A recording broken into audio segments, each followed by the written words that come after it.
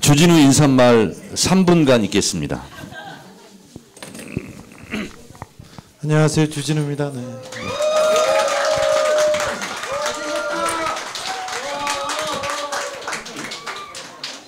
인사말이었습니다. 네. 아니 당신이 주인공이니까 무대는 당신만 쓰라고. 아니 의원님이 마이크를 잡았는데 어떻게 빨리 오세요. 네. 네. 그럼 저는 할 수 없이 네. 무대에 네. 서겠습니다. 할 수 없이. 청래당이세요? 반갑습니다. 네. 반갑습니다. 네. 주진우가 얼마나 근사한 사람인지는 제가 1시간 동안 얘기했었죠.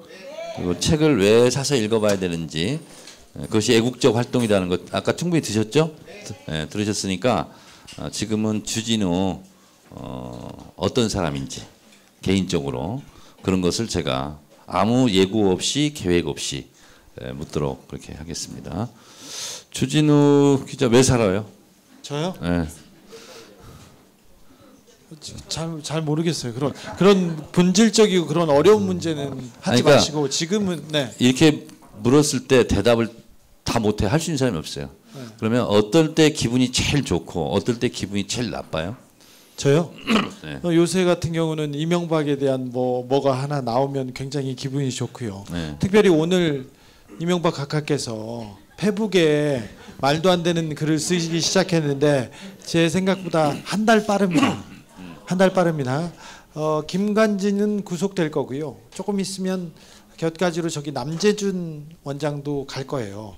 그리고 지금 상황에서 보면 이명박의 주변에 이동관, 김두 주로 홍보 쪽에 있는 사람들이 갈 겁니다. 그리고 이명박한테 이 공이 굴러갈 겁니다. 그런데 검찰도 그리고 이 정치권에서도 이명박에 대한 직접적인 얘기를 하기 쉽지 않습니다. 어떤 보복이라는 프레임도 있고 다른 얘기도 보복이란 프레임을 그래서 들고 나오고 노무현 대통령의 죽음을 다시 끄집어낸 것도 그런 이유인데 그래서 제가 그 국가기관의 보복이 아니라는 거를 증명하기 위해서 제가 2달 전부터 이명박을 계속 하고 있기 때문에 저기는 어떻게 굴러가든 제가 계속 이명박을 굴려서 구속시키려고 합니다. 네. 그래서 요새 같은 경우는 이명박을 위해서 살고 있고요. 이명박에 대한 뭐가 하나 나오면 굉장히 기쁘고 그리고 또 가다가 좀 멈추면 굉장히 슬프고 그런 상황으로 살고 있습니다. 아, 그래요? 네. 저도 그럴 것 같아요. 왜냐하면 지금 뭐 온통 이명박 생각만 하고 몰입해서 살기 때문에 거기에서 기쁨도 슬픔도 이렇게 있을 것 같은데 방금 제가 안에서 좀 얘기하다 들었는데 주진우를 사찰한 듯한 그런 문건도 발견이 됐대요. 국정원에서. 그거 얘기 좀 한번 해보세요. 아니 국정원에서 지금 15개 과제가 몇 개 있습니다. 그 중에 블랙리스트가 아주 하찮은 건데 굉장히 주목을 받고 있고요. 그다음에 화이트리스트도 있고 몇 가지 사안이 있는데 낙곰수는 굉장히 그 주요 사찰 대상이었어요. 그래서 보통 언론사 그 큰 방송국이 한 명이 그 담당을 합니다. 그리고 작은 언론사는 작은 신문사는 3개, 4개를 묶어서 국정원 요원이 하나가 그 따라다녔는데 저는 한 3명, 4명이 따라다녔어요. 낙곰수 팀이 한 5명이었다는 얘기를 들었는데 이명박 때도 그렇고 박근혜 때도 제가 움직이거나 어디 가서 얘기를 하거나 누구를 만나거나 그러면 그게 국정원 보고서로 만들어져서 청와대로 넘어간다는 얘기를 들었어요. 그런데 이재정 의원이 그리고 민주당 적폐청산위에서 자료를 봤더니 제가 어떤 취재를 하고 있고 뭘 하고 있고 누구를 만났다는 보고서가 가득 있다고 해서 오늘 기사가 나왔는데요. 그러려니 생각은 했으나 조금 기분이 별로 좋지는 않죠. 근데 1편 보면 그래도 제가 조금 깨끗하게 살았나 봐. 조금 네. 김어준하고 좀 달리 그렇죠. 깨끗하게 살았지. 네, 그래서 목욕도 하고. 네, 전문 다행으로 이렇게 왔습니다. 사찰건은 어떻게 될지 내일 변호사들하고 회의를 해봐야 되는데 이 부분을 가지고 제가 재판을 받고 있는데요. 수많은 재판을 받고 있는데 그 국정원 사찰과 국정원의 지시에 의한 그 소송이었어요. 많은 소송이.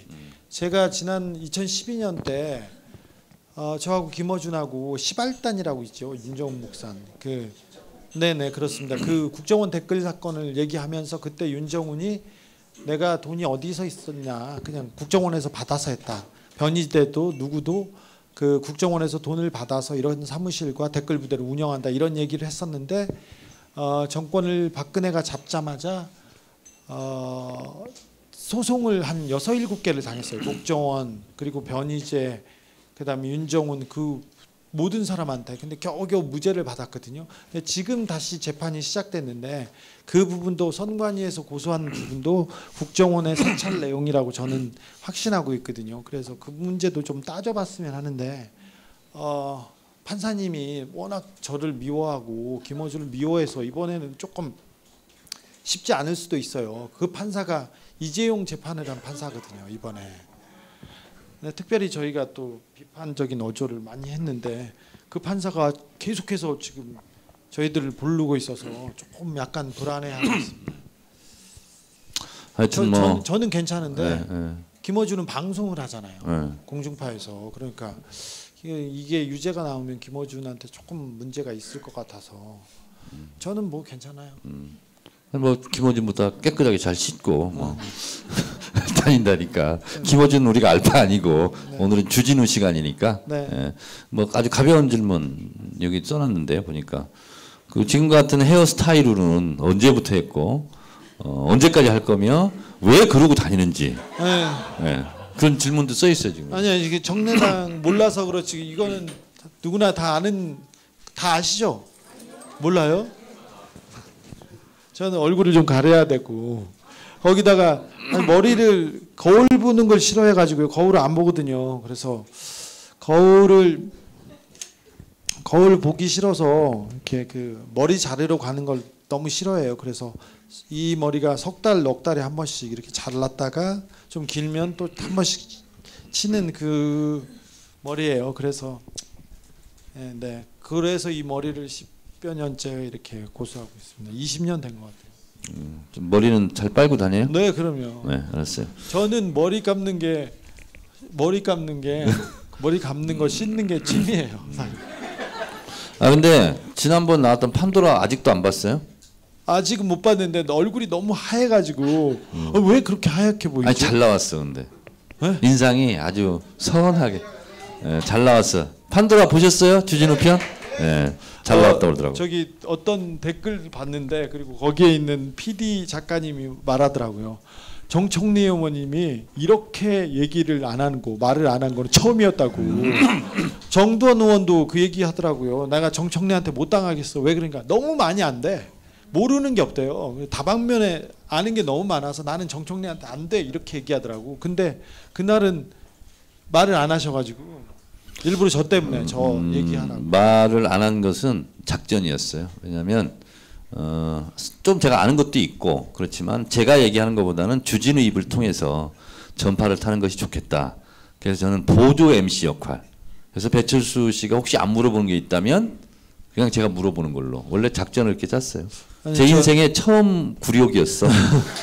말을 그렇게 안 한 적이 없어. 말 점유율에서 이렇게 밀린 적이 없어. 저는 조금 걱정했거든요. TV에 나가는 것 자체가 또 좀 그렇고 제가 말을 잘하는 편이 아닌데 편집을 어떻게 하느냐에 따라서 달라질 수 있는데 근데 저기 정청래 의원 덕에 거의 1시간을 이명박을 위해서 쓸 수 있었다는 것이 굉장히 감사한 일이었습니다.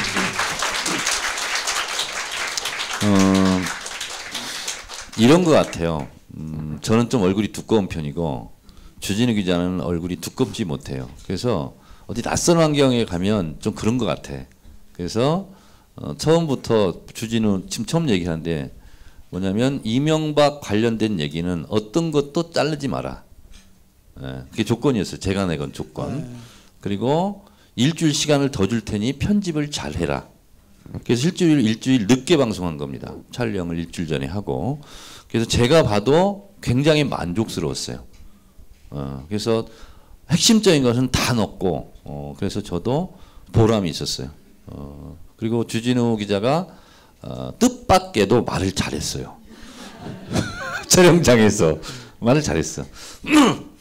이런 질문이 들어왔는데 이건 제가 일부러 뽑았어요. 네.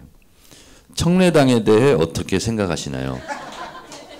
이렇게 물으면 몰라요. 이렇게 답변이 나올 거예요. 아니요, 청래당에 대해서 좋게 생각합니다. 좋게. 네, 굉장히 존경심을 갖게 됐어요. 왜 그러냐면 지난번 제가 청래당 행사 벙커원에 갔었잖아요. 근데 사실 이런 조직이 2012년 대선 때는 조금 이렇게 꽃을 피우기도 했었어요. 그런데 거의 다 사그러들어서 누구 팬클럽이나 누구 뭐 아니면 누구를 뭐 미래 권력 다 얼어 죽었어요. 김어준과 지식인들 다 얼어 죽었어요. 근데 그런 그룹이 쪽말이 조금 남아 있는데 다른 데도 다 죽고, 그리고 그 노사모 활동도 굉장히 뭐 활발하게 진행되다가 하나씩 둘씩 안 되고 있었는데, 그게 안 된다고 생각할 때쯤 청래당이 나타나서 굉장히 건강하고 또 활력 있게 이렇게 활동을 하기 시작해서 의원님이 굉장한 이 사이비 이걸 전파하고 있구나. 이거 교주하고 비슷한 일이거든요. 그래서 굉장히 놀랐어요. 근데 운때가 이거 맞았어요. 왜냐하면 청래당을 12월 달에 만들었잖아요, 작년. 근데 한참 촛불 정국 국면이었어요. 근데 제가 이 아이디어를 낸 게 뭐였냐면, 보니까 혼밥하고 뭐 이런 사람들 있죠. 혼자 따로따로 그 머쓱하고 혼자 나가면 좀 어색하고 그러잖아요. 그 어색함을 없애야 되겠다. 그래서 청래당을 만들고 이렇게 하면 그 깃발 아래 사람들이 한 번 만나고 두 번 만나고 밥은 먹고 술 한 번 먹으면 좀 익숙하잖아요. 그래서 좋은 의미로 군중심리 이런 게 생길 수 있잖아요. 외롭지 않고. 그래서 깃발부터 제작했어요. 그래서 막 하다 보니까 보람 있는 일이었잖아요. 만약에 이걸 혼자 막 나가면 좀 그렇잖아요. 뻘쭘하고. 의원님만 보람 있는 거 아닌가요? 내가 제일 보람 있지. 네. 그래서 청래당이 지금 몇 명이나 됐습니까? 8,800명이요. 우와. 이 친구도 대표적인 경우예요. 네. 혼자 나가려는 게 쑥스럽고 막 그런데 청래당 와서 가니까 너무 좋았대. 촛불 그 전국 5, 6개월 동안. 네. 그다음 질문이요. 이런 질문은 진짜 나온 게 다행이야. 정청래와 김어준의 장단점은? 정청래 의원님은 저기 뭐지? 가벼워 보이잖아요. 가벼워요.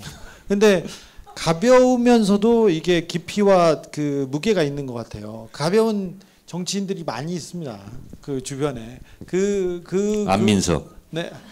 그 분들 중에 가장 깊이가 있다는 걸 얘기를 드리겠고요. 그런 분들은 특별히 인간적인 관계, 일단 사람 좋아, 그 사람은 다른 거 몰라서 사람 좋아 이런 걸로 가는데 거기에 비해서 또 지식과 그다음에 깊이가 있어서 이 정치의 그 수준이 폭이 상당히 깊다 이 생각이 들어요. 그리고 보기보다도 인격자세요. 보기보다는. 네.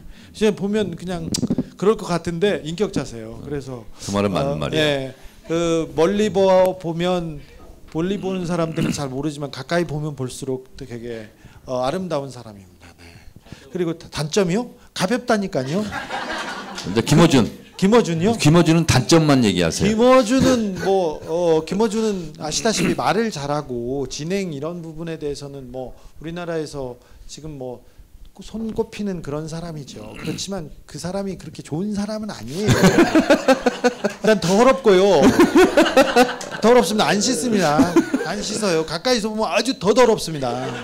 그때 우리 두바이 갔을 때 옷 한 벌로 그냥 개겼지. 아니 속옷까지. 그 하루에 한 2, 3일은 그냥 옛날에는 저하고 이렇게 어디 출장 가고 그랬잖아요. 3박 4일 그럴 동안 가방을 작은 가방 하나 챙겨와요. 그 안에 팬티 없다. 근데 그렇게 살아요. 근데 뭐 그런가 보다 하고 살아야 돼요. 안 그러면 더러워서 못 살아요. 그리고 안 씻고 그다음에 씻지도 않아요. 그리고는 너무 자기만 알아. 그래서 남들을 배려하지 않고 시간도 어기고 그래가지고 저야 뭐 그냥 이해하고 사는데, 저하고 같이 이렇게 누구를 만나러 가잖아요. 어른들 만나러 가면 맨날 늦게 오지, 버릇 없지. 그래서 내가 미안해 죽겠어. 부끄러워 죽겠어요. 사실은 형이지만 부끄러운 형이에요. 네. 장점은 뭐 여러분들이 이런 얘기 들으면 나 이렇게 기분이 좋아지는지 모르겠어. 박수 청래당에서 박수 치는구나. 네. 그런데 뭐 아까 진행 솜씨나 이런 걸 해서 텔레비전에 이제 방송 프로그램을 맡고 그러면 뭐 시청률이 무조건 잘 나올 거예요. 뭐 낙검수 SBS 맡을 것 같습니다. 멤버들이 네 실력은 있어요. 그래서 괜찮습니다. 네. 네. 셀프 자랑 하나 하면은요. 주진우 그 얘기하니까 여러분들이 저를 변호해 주라고 무기로 쓰라고 이제 드린 팁입니다. 정청래가 가벼운 정치인이다. 그러면 여러분들이 이렇게 얘기하세요. 가벼운 정치인은 이당 저당 철새처럼 옮겨다니는 정치인을 가벼운 정치인이라고 그래요. 저는 당을 옮긴 적이 단 한 번도 없어요. 앞으로도 없을 거예요. 이런 정치인을 보고 참 진중한 정치인이라고 이렇게 얘기를 합니다. 근데 그 얘기도 하나 하고 싶은데 정청래 의원이 두 번의 낙선, 뭐 의원에 당선되고 두 번의 낙선이 있었는데 한 번은 조선일보와 문화일보의 집요한 공격. 조선일보에서 그때 정청래를 타겟팅해서 떨어뜨리기 위해서 굉장히 말도 안 되는 음해를 저질러서 음해를 퍼뜨려서 한 번 떨어뜨렸고요. 두 번째는 김종인이 막말이라고 이렇게 얘기했었는데 그때 문재인 대표가 대표 민주당에 들어와서 계속 이상한 아저씨들, 이상한 아줌마들한테 휘둘릴 때였어요. 휘둘릴 때 유일하게 나가서 그 문재인 대통령을 대변하고 그 반대로 싸워준 사람이었는데 막말이라고 얘기했는데 그게 막말이라면 그 바른 말이었어요. 그게 막말이라면. 이게 막말은 아니고요. 저는 막 말을 했어요. 그때 주승용과 그 국민의당으로 간 사람들이 이렇게 만들었는데 그 이후에 민주당에서 윤리인지 뭐 말도 안 되는 처벌을 받고 공천을 못 받았을 때 정말 가슴에 피가 끓었어요. 이 진짜 나쁜 새끼 제가 나쁜 새끼라고? 아니요. 그래서 나는 아니지. 네. 그래서 여러분도 그건 느끼고 있지 않습니까? 근데 이 부분이 조금 우리 국민들은 금방 있는데 조금 가슴에 좀 쌓아뒀으면 하는 그 생각이 있어요. 그때 조선일보하고 문화일보에서 정말 말도 안 되는 그 거짓말로 프레임을 만들어서 계속 던지고 재판에서 다 이기셨죠? 네. 7건 재판해가지고 다 이겼는데 이긴 거는 아무도 말 안 하고 이기고 나서 제가 손해배상을 4,300만 원인가 받았어요. 네. 근데 남는 게 없더라고. 소송하고 뭐하고 뭐 이렇게 하다 보니까. 그렇죠. 자, 유튜브 질문. 네. 유튜브 질문 들어왔습니다. 뭐 이거 JPT 뭐야? 다운타운님. 다운타운님. MB 언제 검찰청 포토라인 서나요? MB 무상급식은 1년 내에 가능할까요? 자, 이렇게 나왔습니다. MB 제가 목표로 하던 시간은 그 12월입니다. 포토라인이 아니라 MB가 이제 우리 테이블에 올라와서 그 법적으로 책임을 묻기 시작하는 거는 12월이고요. 그 다음에 내년 2월 안에 포토라인에 서고 그 다음에 사법 처리되는 것을 목표로 하고 있습니다.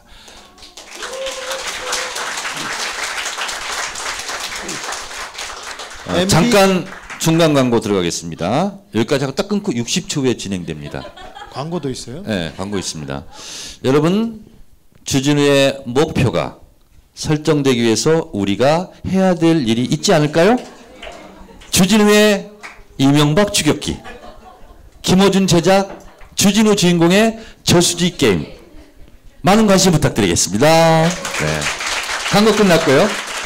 PPL을 이렇게 해요. PPL을. 네. 그래서 제가 MB 프로젝트를 시작하면서 책이 나오고 노래가 나오고 그 다음에 기사를 계속 쓰고 있지 않습니까? 저수지 게임도.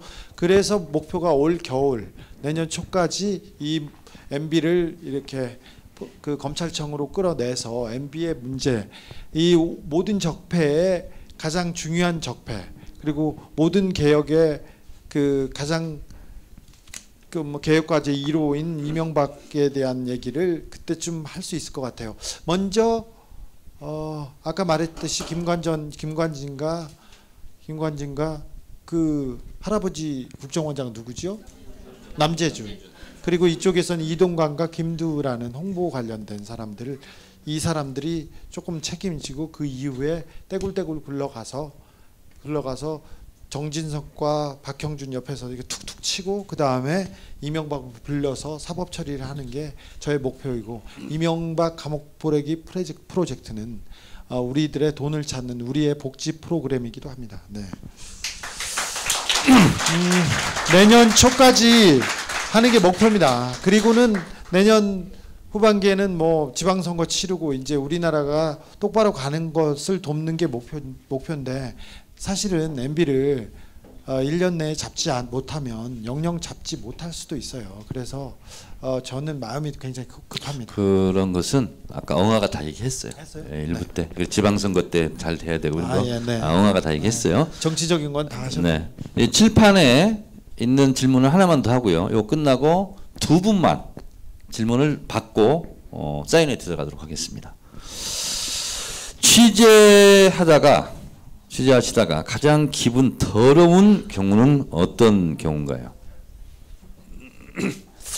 제 성격이 별로 좋지 않아서 기분 더러운 건 되게 많은데 오늘도 지금 오다가 너무 기분 나쁜 일이 있어서 이렇게 됐는데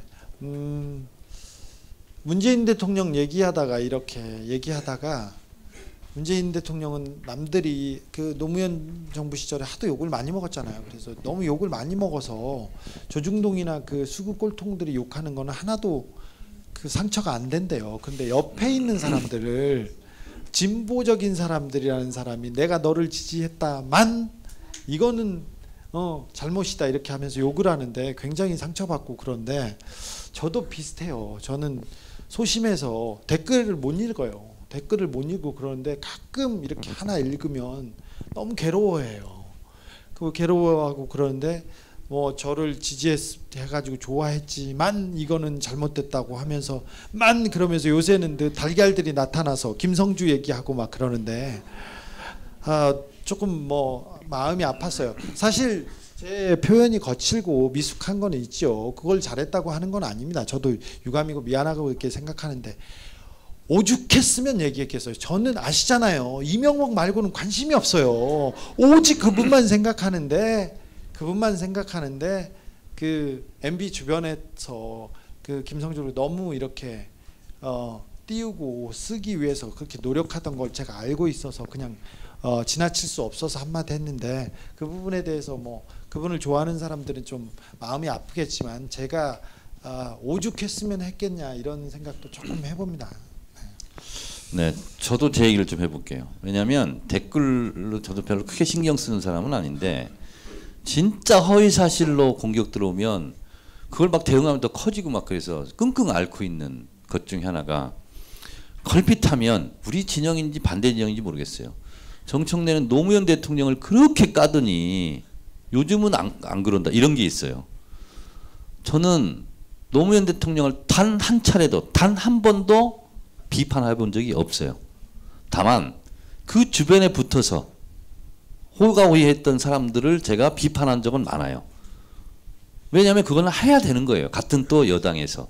노무현 대통령을 제가 그렇게 공격했다는 거예요. 그거는 허위사실이죠. 그러면서 정동영을 뭐 어떻게 했다고. 정동영이 고우나 실이나 우리 당 대선 후보인데 지지하는 건 너무나 당연한 거잖아요. 근데 예를 들면 그런 거 있잖아요. 그것은 저보다는 여러분들이 막아주셔야 되고 주진우에 대한 이런저런한 열불나게 하는 이런 댓글이 있잖아요. 그거는 주진우가 해결 못해요. 그것도 여러분들이 좀 그게 아니다 이렇게 나서서 해결해 주시는 것이 좋겠다. 그런 면에서 저도 살짝 묻어가 봤습니다. 네. 저는 뭐 박근혜 이명박 측에서는 굉장히 싫어하고 제일 싫어하는 기자니까 제가 대구 경북 가고 그러면 싸움 거는 사람도 많고 욕하는 사람도 많아요. 근데 뭐 그런 욕을 두려워하지 않고 그 욕을 뭐 그렇게 기분 나쁘게 생각하진 않습니다. 그런데 저를 욕하는 사람들은 다 나쁜 새끼다 이렇게 생각하고 지나가는데 실제로 그럴 가능성이 많아요. 네, 그럼요. 네. 근데 그 가끔은 좀 가슴이 아프죠. 기분 더럽죠. 네. 네. 보기보다 맑은 영혼의 소유자네요. 네. 자, 질문 할 사람 두 사람만. 네.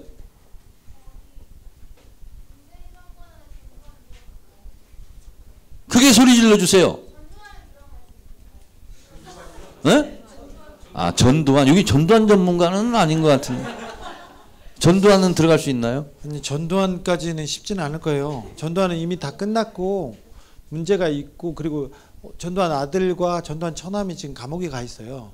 근데 전두환까지 가는 것 우선순위에서 한 50번째로 밀려 있어서 전두환까지는 가지는 않을 거예요. 근데 전두환 주변에도 돈을 좀 환수해서 이걸 처리해야 되는데, 그때 박근혜 정부 때 한번 진행된 게 있기 때문에 더 가지는 않으리라고 생각됩니다. 곧 노태우가 죽으면서 이렇게 그 노태우와 전두환의 비자금이 조명될 수는 있으나 그렇게 쉽지는 않겠습니다. 노태우 대통령의 아들의 비자금이 이혼 소송 과정에 외국 계좌가 나오기도 했어요. 근데 수사가 진행되지 않았는데 더 나오기는 어려울 것 같습니다. 네, 아주 좋은 질문 해주셨어요. 저분에게 박수를 좀. 네. 자, 그러면 한 분만 더 듣도록 하겠습니다. 제가 남자를 별로 안 좋아하지만 남자가 이제 좀 질문해 주세요. 그 질문해 주세요. 네. 네. 질문지에 썼어요? 질문지에 쓰면 어떤 걸 썼어요? 안 읽을 텐데요.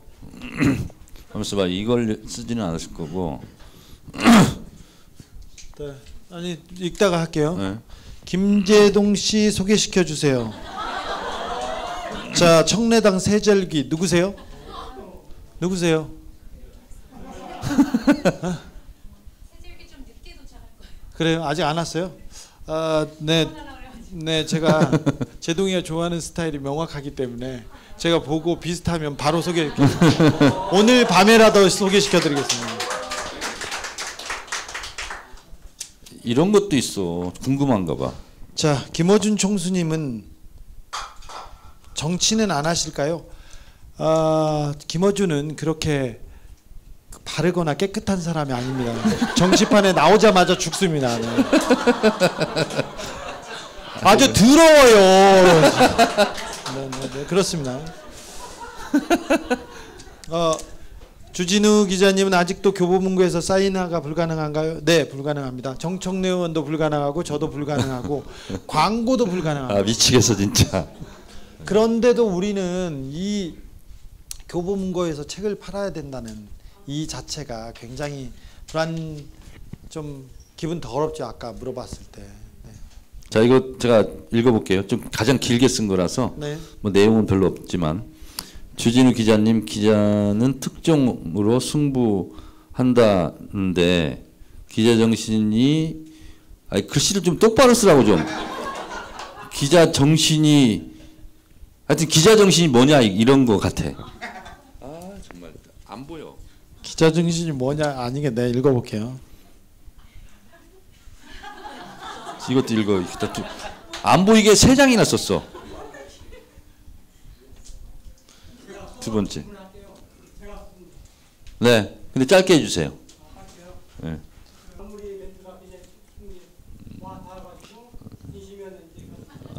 예. 진심이었습니다. 저는 진실을 말하는 기자입니다. 네. 남아 있는 고소고발 건이 몇 개나 되나요? 저도 정확한 건수는 모르는데 한 13건 정도 있는 것 같습니다.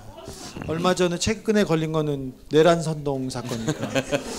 그리고 10월 달에 다시 재판이 재개되는데, 아까 말했던 이재용 재판을 맡았던 그 판사님이 제 재판을 빨리 진행하고 싶어 해서 굉장히 조금 우려하고 있습니다. 네. 또 질문들 마지막.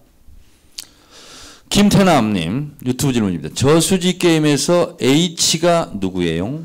이명박의 아주 가까운 친인척이고 이명박의 재산을 관리하고 있다는 이명박 집안의 기둥 같은 사람이 있습니다.